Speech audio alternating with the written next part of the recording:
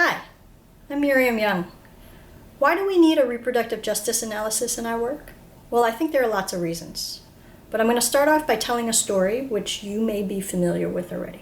The story goes like this. A young girl was walking along a beach upon which thousands of starfish had been washed up to shore. When she came to each starfish, she bent down, picked it up, and hurled it back into the sea. People watched with amusement. She'd been doing this for some time when an old man approached her and said, "Little girl, why are you doing this? Look at this beach. You can't save all these starfish. You can't begin to make a difference." The girl seemed crushed, suddenly deflated. But after a few moments, she bent back down, picked up another starfish, and hurled it back into the sea. She looked up at the old man and said to him, "Well, I made a difference to that one." The old man was inspired, and soon he started to bend down and pick up starfish and throw them back into the sea. And then all the other onlookers on the beach started to do the same. And then all the starfish were saved. This is a lovely story adapted from The Star Thrower by Lauren Isley. And once upon a time, I was inspired by this story to be pre-med in college. But instead of becoming a doctor, I became a reproductive justice activist because I figured out what the flaw in the starfish story is. The flaw in the story is not that there's a young girl walking alone on the beach, or that there's a creepy old man talking to that young girl walking on the beach. It's that neither of them stopped to ask the question, why? Why are there starfish washing up on the shore? Reproductive justice requires us to ask the question why, because when you do, you get to the root causes of problems, the so-called causes of the causes. And when you do that, you peel back the layers of what seem like individual choices and decisions to what are individual issues and decisions embedded within a much larger system. And that system is inequitable. Take the example of Jason. Poor Jason is patient X in a story poem that our friends at Health Action have been using for many years.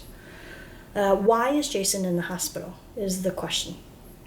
Why is Jason in the hospital? Because he has a bad infection in his leg. How did he get his infection? Because he has a cut on his leg and it got infected. Why does he have a cut on his leg? Well, because he was playing in a junkyard next to his apartment building and there's leftover steel everywhere and he fell. But why was he playing in that junkyard? Well, because his neighborhood is kind of run down, a lot of kids play there and there's no one to supervise them. Why does he live in that neighborhood? Because his parents can't afford to live in a better neighborhood. But why can't his parents afford to live in a better neighborhood? Because his dad is unemployed and mom is sick. And why his dad is employed? Because he doesn't have much education and can't find a job. But why? And why, and why, and why?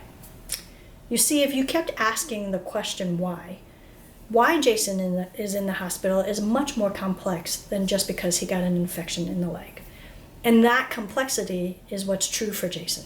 Every single person you treat is the sum of their life experiences, choices that they made, and many, many circumstances that are so structurally embedded that there are seemingly no choices at all.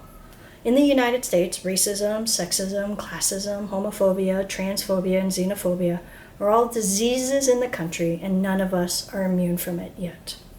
Why are Black women more likely to die in childbirth? Why are Vietnamese American women 5 times more likely to have cervical cancer?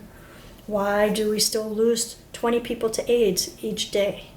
Why do women in many states have to wait more than 24 hours to obtain an abortion that they need? As doctors, whether you really want to help Jason or starfish or your patients, you must keep asking why. As doctors, you'll have the power and privilege to not replicate oppressive systems within your own practice and daily interactions with patients. You'll also have the power and privilege and responsibility to help your patients by healing not just their bodies, but also by working to heal the society that their bodies are in.